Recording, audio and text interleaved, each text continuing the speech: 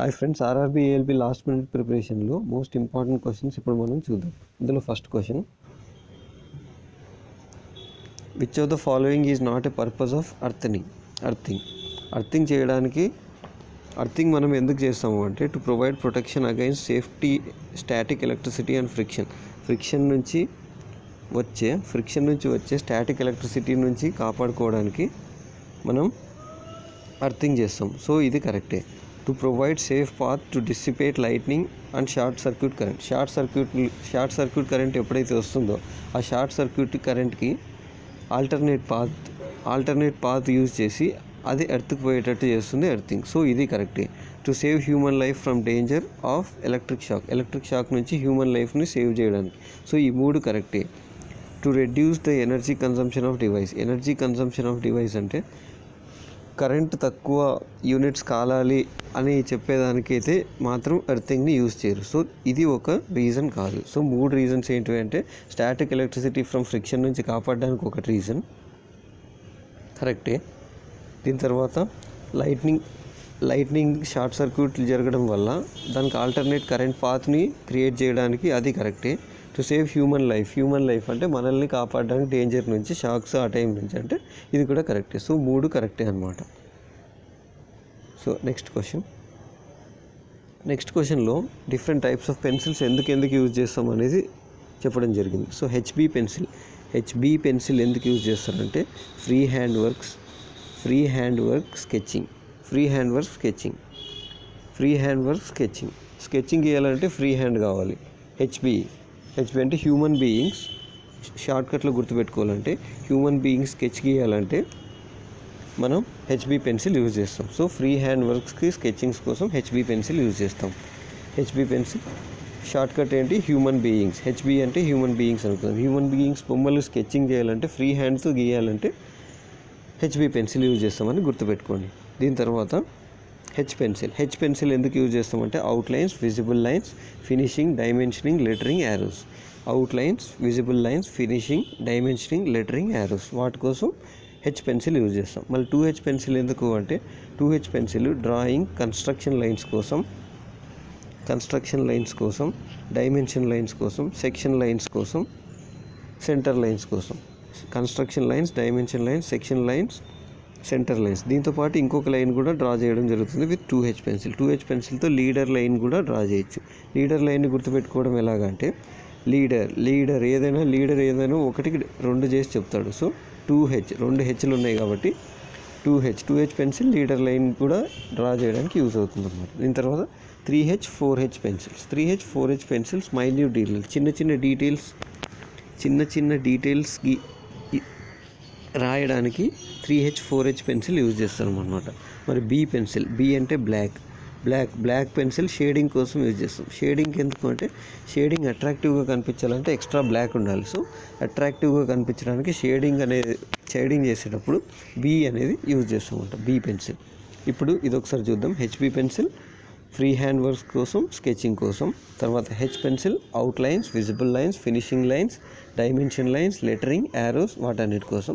2H pencil drawing, construction lines కోసం, dimension lines, section lines, centre lines, ఇంకొకటి leader lines. 3H, 4H pencil drawing minute details, చిన్న details draw చేయడానికి. దీని తర్వాత B pencil shading కోసం. దీని తర్వాత fire caused by burning wood and coal.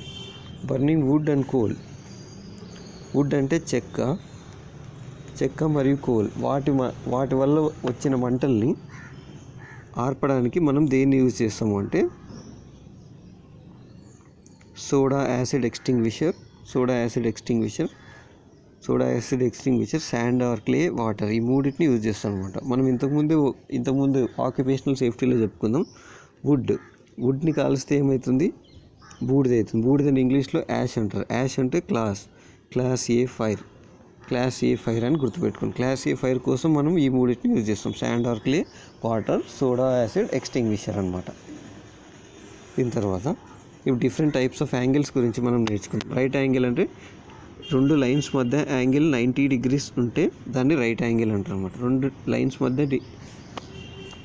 Lines మధ్య యాంగిల్ 90 degrees ఉంటే దాన్ని రైట్ యాంగిల్ అంటారు. ఒక స్ట్రైట్ లైన్ యాంగిల్ 180 డిగ్రీస్ ఉంటుంది. అక్యూట్ యాంగిల్ అంటే రెండు లైన్స్ మధ్య యాంగిల్ 90 డిగ్రీస్ కంటే తక్కువ. 90 డిగ్రీస్ కంటే తక్కువ ఉంటే దాన్ని అక్యూట్ యాంగిల్ అంటారు అనమాట. అబ్ట్యూజ్ యాంగిల్ అని ఎప్పుడు అంటారంటే 90 డిగ్రీస్ కంటే ఎక్కువ 180 డిగ్రీస్ కంటే తక్కువ. 90 డిగ్రీస్ కంటే ఎక్కువ 180 డిగ్రీస్ కంటే తక్కువ ఉంటే అబ్ట్యూజ్ యాంగిల్ అంటారు. 90 డిగ్రీస్ కంటే ఎక్కువ 180 డిగ్రీస్ కంటే తక్కువ. దీని తర్వాత రిఫ్లెక్స్ యాంగిల్. రిఫ్లెక్స్ యాంగిల్ అంటే 180 కంటే ఎక్కువ 360 కంటే తక్కువ. 180 కంటే ఎక్కువ 360 కంటే తక్కువ ఉంటే దాన్ని రిఫ్లెక్స్ యాంగిల్ అంటారు అనమాట. మళ్ళీ ఇది ఒకసారి చూద్దాం. అక్యూట్ యాంగిల్ అంటే 90 డిగ్రీస్ కంటే తక్కువ రెండు లైన్స్ మధ్య. అబ్ట్యూజ్ యాంగిల్ అంటే 90 డిగ్రీస్ కంటే ఎక్కువ 180 డిగ్రీస్ కంటే తక్కువ. కాంప్లిమెంటరీ యాంగిల్స్ అంటే కాంప్లిమెంటరీ యాంగిల్స్ అంటే angle A plus angle B రెండు సమ్ ఆఫ్ రెండు యాంగిల్స్ 90 డిగ్రీస్ ఉంటే దాన్ని కాంప్లిమెంటరీ అంటారు అన్నమాట. Each and every line important. దీంట్లో డైరెక్ట్ ఒకటే క్వశ్చన్ ఇలానే అడగడం జరుగుతుంది. కాంప్లిమెంటరీ లైన్స్లో సమ్ ఆఫ్ ది యాంగిల్స్ ఎంత అని అడిగితే angle A plus angle B is equal to 90 degree. దీని తర్వాత సప్లిమెంటరీ యాంగిల్ అంటే సమ్ ఆఫ్ టూ యాంగిల్స్. ఒక angle A plus angle B is equal to 180 degrees ఉంటే angle A plus angle B is equal to 180 degrees ఉంటే దాన్ని supplementary angle అంటారు అన్నమాట. దీని తర్వాత ఇప్పుడు different types of symbolic representations చూద్దాం మనం. సింబాలిక్ రిప్రజెంటేషన్స్లో ఇది ఎక్స్ నార్ గేట్ అంటే ఇలా ఉంటుంది. ఇది ఎక్స్ నార్ గేట్. దీని తర్వాత ఫ్లిప్ ఫ్లాప్ ఇలా ఉంటుంది చూడండి. ఫ్లిప్ ఫ్లాప్ ఇక్కడ రెండు పీక్యూ, ఇక్కడ ఆర్ఎస్, మధ్యలో ఒకటి పీక్యూఆర్ఎస్ ఒకటి. దీని తర్వాత ఇంటగ్రేటెడ్ సర్క్యూట్ ఇలా ఉంటుంది. 1 2 3 4 1 2 3 4 1 2 3 1 2 3. సో ఇది ఇంటగ్రేటెడ్ సర్క్యూట్. దీని తర్వాత మెమొరీ ఎలిమెంట్ని ఇలా గుర్తుపెట్టుకోవాలి. మెమొరీ ఎలిమెంట్ అంటే ఇది. దీని తర్వాత బ్రిడ్జ్ రెక్టిఫైయర్. మనం ఇంతకుముందు వీట్స్టోన్ బ్రిడ్జ్లో చెప్పుకుందాం. బ్రిడ్జ్ అంటే ఇలా ఉంటుంది. సో బ్రిడ్జ్ రెక్టిఫైయర్ అంటే కూడా ఇలానే ఉంటుంది. రెక్టిఫైయర్ అన్నారు కాబట్టి దాంట్లో డయోడ్స్ ఉంటాయి అన్నమాట. రెక్టిఫైయర్లో డయోడ్స్ ఉంటాయి. ఇది గుర్తుపెట్టుకోండి. బ్రిడ్జ్ రెక్టిఫైయర్ అంటే రెక్టిఫైయర్ యూజ్ ఏంటి అంటే రెక్టిఫైయర్ ఏసీ కరెంట్ని డీసీ కరెంట్గా కన్వర్ట్ చేస్తుంది అన్నమాట. Rectifier converts AC current to DC current. ఇంట్లో each and every line, each and every part is very important. మీకు ఈ వీడియో నచ్చినట్లయితే లైక్, షేర్ అండ్ సబ్స్క్రైబ్ డెఫినెట్గా చేయండి. దీని తర్వాత డిఫరెన్షియల్ యాంప్లిఫైయర్ అంటే ప్లస్ మైనస్ ఇలా ఉంటుంది అన్నమాట డిఫరెన్షియల్ యాంప్లిఫైయర్ అంటే. దీని తర్వాత నెక్స్ట్ చూద్దాం నాట్ గేట్ అంటే డయోడ్కి నాట్ యాడ్ చేస్తేనే నాట్ గేట్ అవుతుంది అనమాట. ఇది డయోడ్. ఇక్కడ చూడండి.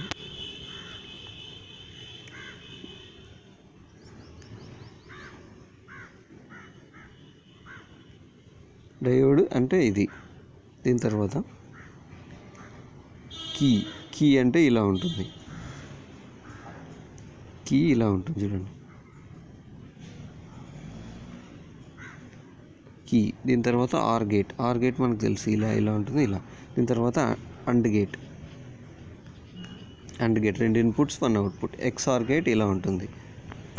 దీని తర్వాత నాండ్ గేట్ అంటే ఇక్కడ నాట్ ఉంటుంది, ఇక్కడ గీలేదు, ఇక్కడ నాట్ ఉంటుంది అనమాట. దీని తర్వాత ఆపరేషనల్ యాంప్లిఫైయర్ డిఫరెన్షియల్ యాంప్లిఫైయర్ లాగానే ప్లస్ మైనస్ ఉండదు, అర్థింగ్ ఉండదు, కానీ ఇక్కడ అర్థింగ్ ఇదంతా ఉంటుంది అనమాట. దీని తర్వాత which of the following is the correct way of importing spreadsheet అంటే ఎక్సెల్ స్ప్రెడ్షీట్ని మనం వర్డ్లోకి తీసుకురావాలంటే ఎలా ఇంపోర్ట్ చేస్తాము అంటే ఎక్సెల్ షీట్ని వర్డ్లోకి తీసుకురావాలంటే ఫస్ట్ ఇన్సర్ట్ ట్యాబ్ పైన ఒక కాలం ఉంటుంది కదా, దాంట్లో ఇన్సర్ట్ ట్యాబ్ మీద క్లిక్ చేయాలి. ఇన్సర్ట్ ట్యాబ్ మీద క్లిక్ చేసిన తర్వాత అదొకటి ఒక లిస్ట్ చూపిస్తుంది. దాంట్లో టేబుల్ని సెలెక్ట్ చేసుకోవాలి. టేబుల్ని సెలెక్ట్ చేసుకున్న తర్వాత టేబుల్లో ఎక్సెల్ స్ప్రెడ్షీట్ అని ఉంటుంది. సో దాన్ని సెలెక్ట్ చేసుకుంటే మనం వర్డ్లో ఎక్సెల్ షీట్ని ఇన్సర్ట్ చేయొచ్చు. వర్డ్లో ఎక్సెల్ షీట్ని ఇన్సర్ట్ చేస్తామంటే ఇన్సర్ట్ ట్యాబ్లో టేబుల్ ఉంటుంది. టేబుల్ సెలెక్ట్ చేసుకుని టేబుల్లో ఎక్సెల్ స్ప్రెడ్షీట్ని సెలెక్ట్ చేసుకోవాలి. ఇదన్నమాట. దీని తర్వాత డిఫరెంట్ టైప్స్ ఆఫ్ లెన్స్ చూద్దాం. ఇప్పుడు లెన్స్లో 1 metre is equal to 10⁻⁻6 micrometre. 1 metre is equal to 10⁻6 micrometre అనమాట. So 1 metre is equal to 10⁻³ millimetre, 1 metre is equal to 10 square centimetre, 1 metre is equal to 10 decimetre, 1 kilometre అంటే 10 cube metres, 1 inch అంటే 25.4 millimetres or 2.54 centimetres, 1 feet is equal to 0.305 KGs, 0.305 meters, 1 yard is equal to 0.914 meters, 1 mile is equal to 1.609 into 1.609 kilometers అన్నమాట. దీని తర్వాత computer consist of, కంప్యూటర్లో ఏమేమి ఉంటుంది అంటే కంప్యూటర్లో సాఫ్ట్వేర్ హార్డ్వేర్ కలిస్తేనే కంప్యూటర్ అవుతుంది అనమాట. దీని తర్వాత which of the following conductors are mostly used for overhead transmission lines. Overhead transmission lines అంటే మనం ఎలక్ట్రికల్ వైర్స్ ఉంటాయి కదా, ఎలక్ట్రికల్ వైర్స్ ఓవర్ హెడ్ అంటే overhead transmission wires lines అంటే ఏంటి అంటే ఫర్ ఎగ్జాంపుల్ ఎలక్ట్రిసిటీ జనరేట్ అయిన తర్వాత ఆ ఎలక్ట్రిసిటీని మనం మన సబ్స్టేషన్స్కి పంపించాలి, సబ్స్టేషన్స్ నుంచి మన ఇంటికి రావాలి.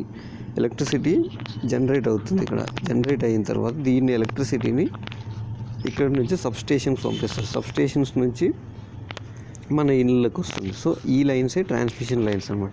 దీనిలో యూజ్ చేసే కండక్టర్ ఏది అంటే దాంట్లో సిల్వర్ కాపర్ యూజ్ చేస్తే కాస్ట్ ఎక్కువ అవుతుంది అనమాట. కాపర్ యూజ్ చేస్తే కాస్ట్ ఎక్కువ అవుతుంది కాబట్టి అల్యూమినియం కండక్టర్ స్టీల్ రీఎన్ఫోర్స్ అనే కండక్టర్స్ని యూజ్ చేయడం జరుగుతుంది అన్నమాట. దీని తర్వాత in a 90 kg weighing non ferrous casting containing copper, tin, zinc. ఒక ఫెరస్ క్యాస్టింగ్లో కాపర్, టిన్, జింక్ 3 6:3:1 రేషియోలో ఉన్నాయంట. 6:3:1 రేషియోలో. దాంట్లో కాపర్ ఎంత ఉంది అని అడుగుతున్నారు. Copper, tin, zinc. So copper ఎంత అని అడుగుతున్నారు. సో ఈ మూడింటిని యాడ్ చేస్తే 6 + 3 + 1 10. So 10x is equal to 90 kg. So x is equal to 9 kg. So copper 6 parts ఉంది కదా, అంటే 1x పార్ట్స్కి 9 kg. సో 6x పార్ట్స్కి ఎంత అవుతుంది అంటే 6 9s 54 kg. కాపర్ ఎంత ఉంది అంటే 6 9s 54 kg. ఇంకోసారి చెప్తాను చూడండి, 90 kg ఫెరస్ క్యాస్టింగ్ ఉంది, దాంట్లో 6:3:1 కాపర్, టిన్, జింక్ ఉన్నాయి. దాంట్లో కాపర్ ఎంత అంటే 6 + 3 + 1 10x పార్ట్స్ 90 kg అయితే ఎక్స్ పార్ట్స్ ఎంత అవుతుంది 9 kg. సో కాపర్ ఒక్కటే కావాలంటే copper 6 9s 54. So answer is 54 అనమాట. దీని తర్వాత ఇంక్లూడెడ్ యాంగిల్ ఆఫ్ రెగ్యులర్ ఆక్టగాన్కి యాంగిల్ ఎంత అని అడుగుతున్నారు. ఫస్ట్ టోటల్ ఇంటీరియర్ యాంగిల్స్ ఆక్టగాన్లో ఎంత అని కనుక్కోవడానికి ఫార్ములా n-2 × 180 అనమాట. n-2 × 180. ఆక్టగాన్ అంటే n, ఆక్టా అంటే 8. సో 8 - 2 అంటే 6. 6 × 180. 6 × 180. 6 × 180. బట్ మనకు ఒక్క ఇంటీరియర్ యాంగిల్ మాత్రమే కనుక్కోమన్నారు. ఒక్క ఇంటీరియర్ యాంగిల్ కనుక్కోవాలంటే /8 చేసుకుంటే సరిపోతుంది. సో ఫార్ములా ఏంటి అంటే ఒక ఇంటీరియర్ యాంగిల్ ఆక్టగాన్ కనుక్కోవడానికి n-2 × 180 /8 అనమాట. ఇది n-2 × 180 /n అనే ఫార్ములా వేసి ఇంటీరియర్ యాంగిల్ ఎంతో కనుక్కోవచ్చు. సో 6 × 180 /8 కదా, అంటే 2 3s are 6, 2 4s are 8, 4 1s are 4, 45s are 45 × 3 = 135. So ఒక ఇంటీరియర్ యాంగిల్ ఆక్టగాన్లో ఎంత అంటే 135 degrees ఉంటుంది అన్నమాట రెగ్యులర్ ఆక్టగాన్లో. అట్లా 8 135 degrees కలిస్తే ఒక ఆక్టగాన్ అవుతుంది. దీని తర్వాత ఇది చూడండి, 3 resistors are connected in series. ఇది 1 2 3 రెసిస్టర్స్ కనెక్టర్స్ ఇన్ సిరీస్. ఇది ఇక్కడ ఎండ్ అయింది. 10 volts సప్లై ఇచ్చారు. Find the voltage drop across the resistor R2. దీని దగ్గర వోల్టేజ్ డ్రాప్ ఎంత అని అడుగుతున్నారు. దీని దగ్గర వోల్టేజ్ డ్రాప్ కనుక్కోవడానికి మనం కిర్చాఫ్ సెకండ్ లా యూజ్ చేద్దాం. కిర్చాఫ్ సెకండ్ లా ఏం చెప్తుంది అంటే sum of voltages in a closed path is equal to 0. So ఇక్కడ నుంచి స్టార్ట్ చేస్తే 10 - 10 ప్లస్ I. దీంట్లో టోటల్ కరెంట్ I మాత్రమే ఫ్లో అవుతుంది దీని చుట్టూ. So I × 5 + 3 + 2 is equal to 10 volts is equal to I into 5 plus 3 plus 2, 5, 6, 7, 8, 9, 10. So 10 is equal to I into 10. 10 cancel. So total current దీంట్లో current flow అయ్యేది 1 ampere. 1 ampere current ఇందులో నుంచి flow అవుతుంది అనమాట. 1 ఆంపియర్ కరెంట్ ఫ్లో అయితే voltage drop ఇక్కడ ఎంత ఉంది అంటే ఐఆర్ అని వోల్టేజ్ డ్రాప్. ఐ ఎంత 1 ఇంటూ రెసిస్టెన్స్ 3, 1 ఇంటూ 3 ఎంత 3 volts. సో దీని వోల్టేజ్ ఎంత అంటే 3 volts అనమాట. దీని తర్వాత slope of position time graph represents slope of position time graph. ఇది పొజిషన్, ఇది టైం, రేట్, ఇది స్లోప్ అనుకున్నాం. ఇది slope. Position time graph slope దేన్ని సూచిస్తుంది అంటే మనకు తెలుసు, rate of change of displacement. Rate of change of displacement is velocity. So పొజిషన్తో పాటు టైం చేంజ్. పొజిషన్ అంటే డిస్ప్లేస్మెంటే కదా, డిస్ప్లేస్మెంట్తో టైం చేంజ్ అయితే డిస్ప్లేస్మెంట్ ఇంత ఉన్నప్పుడు టైం ఇంత ఉంది, డిస్ప్లేస్మెంట్ ఇంత ఉన్నప్పుడు టైం ఇంత ఉంది. సో స్లోప్, ఈ స్లోపు దేన్ని రిప్రజెంట్ చేస్తుంది అంటే ఈ స్లోపు వెలాసిటీని రిప్రజెంట్ చేస్తుంది. ఎందుకంటే rate of change of displacement is velocity. అదే వెలాసిటీ టైం గ్రాఫ్లో స్లోప్ దేన్ని రిప్రజెంట్ చేస్తుంది అంటే అది యాక్సలరేషన్ రిప్రజెంట్ చేస్తుంది అనమాట. వెలాసిటీ టైం గ్రాఫ్లో స్లోప్ దేన్ని రిప్రజెంట్ చేస్తుంది, వీటీ గ్రాఫ్లో ఈ స్లోప్ యాక్సలరేషన్. అదే డిస్ప్లేస్మెంట్ టైం గ్రాఫ్లో ఈ స్లోప్ దేన్ని రిప్రజెంట్ చేస్తుంది అంటే వెలాసిటీని రిప్రజెంట్ చేస్తుంది అనమాట. దీని తర్వాత చూడండి, a rod is found to be 100 meters long at 20 degrees centigrade and 100.14 meter long at 100 degrees centigrade. Calculate the coefficient of linear expansion of the rod. Coefficient of linear expansion కనుక్కోమన్నారు. మనకు తెలుసు delta L change in length is equal to L alpha delta T. Change in length is equal to formula delta L is equal to L alpha delta T కదా. So మనకు delta L 100 నుంచి 100.14 అయిందన్నారు. Delta L ఎంత అవుతుంది అప్పుడు 100 - 100.14 0.14 కదా. 0.14 is equal to length ఎంత ఇచ్చారు 100 into alpha value తెలీదు. డెల్టా టీ 20 degrees నుంచి 100 degreesకి 20 degrees - 100 degrees 80 degrees. So 80. So 0.14 is equal to 100 alpha 80. 0.14 divided by 100 into 80 వేస్తే ఆల్ఫా వాల్యూ వస్తుంది, కనుక్కోండి మీరు. దీని తర్వాత decreasing the slant of a inclined plane increases its slant. Incline plane అంటే ఇలా ఉంటుంది, ఇంక్లైన్ ప్లేన్ అంటే ఇలా ఒక నిచ్చెనలా ఉంటుంది. దాని స్లాంట్ ఇలా డిక్రీజ్ చేయడం వల్ల, స్లాంట్ డిక్రీజ్ చేస్తే దాన్ని ఏం ఇంక్రీజ్ అవుతుంది అన్నారు. మనకు తెలుసు స్లాంట్ హైట్కి మెకానికల్ అడ్వాంటేజ్ ఏంటి, మెకానికల్ అడ్వాంటేజ్ 1/sin θ కదా, 1/sin θ. సో ఫస్ట్ హైట్ ఇక్కడ ఉన్నప్పుడు తీటా ఉంది ఇక్కడ, అదే ఇక్కడికి వచ్చింది అనుకో యాంగిల్ తగ్గింది కదా. సో యాంగిల్ తగ్గితే sin θ వాల్యూ తగ్గుతుంది. sin θ వాల్యూ తగ్గిందంటే టోటల్ దాని మెకానికల్ అడ్వాంటేజ్ ఇంక్రీజ్ అవుతుంది అనమాట. సో మెకానికల్ అడ్వాంటేజ్ ఇంక్రీజ్ అవుతుంది. ఇంకోసారి చెప్తాను చూడండి, ఇంక్లైన్డ్ స్లాంట్ హైట్, ఇది స్లాంట్ హైట్. ఈ హైట్ని తగ్గించడం వల్ల ఫస్ట్ ఇక్కడ తీటా అనే యాంగిల్ తగ్గింది. తీటా వాల్యూ తగ్గితే sin θ వాల్యూ తగ్గుతుంది. మనకు తెలుసు మెకానికల్ అడ్వాంటేజ్ అంటే 1/sin θ. ఈ వాల్యూ తగ్గింది అంటే టోటల్ ఈ వాల్యూ ఇన్వర్స్లో ఉండే వాల్యూ తగ్గిందంటే ఈ వాల్యూ ఇంక్రీజ్ అవుతుంది. కాబట్టి స్లాంట్ హైట్ డిక్రీజ్ చేయడం వల్ల మెకానికల్ అడ్వాంటేజ్ ఇంక్రీజ్ అవుతుంది అనమాట. దీని తర్వాత which of the following is non impact printers. First మనం ఇంపాక్ట్ ప్రింటర్స్ అంటే ఏంటో తెలుసుకుందాం. ఇంపాక్ట్ ప్రింటర్స్ అంటే మనం ఇంట్లో మనం ఎక్కడైనా టైప్ మెషిన్ చూసామనుకోండి, దాంట్లో ఒక కార్బన్ పేపర్ లాగా ఉంటుంది. మనం ఇచ్చిన ఇన్పుట్ అది తీసుకొని ఆ కార్బన్ పేపర్ మీద క్లిక్ అయ్యి, మనం ఏ మీద క్లిక్ చేసామనుకో అక్కడ కార్బన్ పేపర్ మీద ఏ మీద క్లిక్ అయ్యి ఏ అనే వర్డ్ ప్రింట్ అయ్యి బయటకు వస్తుంది. అది ఇంపాక్ట్ ప్రింటర్. ఇంపాక్ట్ ప్రింటర్స్లో example drum printer, chain printer, ఈ రెండు వాటికి ఎగ్జాంపుల్సే. కానీ లేజర్ ప్రింటర్ ఎలక్ట్రోమాగ్నెటిక్ రేడియేషన్స్ మీద డిపెండ్ అయి ఉంటుంది. So laser printer is entirely different from drum printer and chain printer. Drum printer, chain printer అనే రెండు impact printers. Drum printer, chain printer and impact printers. Laser printer అనేది మాత్రం electromagnetic radiations ఉపయోగించి print చేస్తుంది కాబట్టి laser printer is different from these two printers. ఈ రెండు non impact, ఇది ఇంపాక్ట్ ప్రింటర్ అన్నమాట. సో ఇది ఈరోజు topic. Thanks for watching. Bye.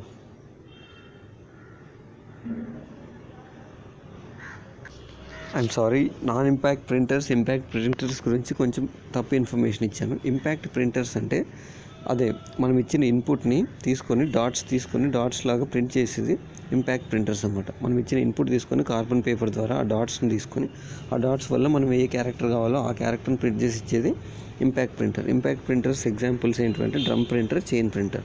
Non impact printer అంటేనే ఎల్ఈడి ప్రింటర్, లేజర్ ప్రింటర్ అనమాట. So drum printer, chain printer అనేటివి ఇంపాక్ట్ కన్ఫ్యూజ్ అవ్వద్దండి. నాన్ ఇంపాక్ట్ ఏంటి అంటే లేజర్ ప్రింటర్. ఇది ఈరోజు వీడియో. ఈ వీడియో మీకు బాగా నచ్చిందని అనుకుంటున్నాను. And I want to get more videos like this, and please like, share and subscribe the video. Thanks for watching guys. Bye.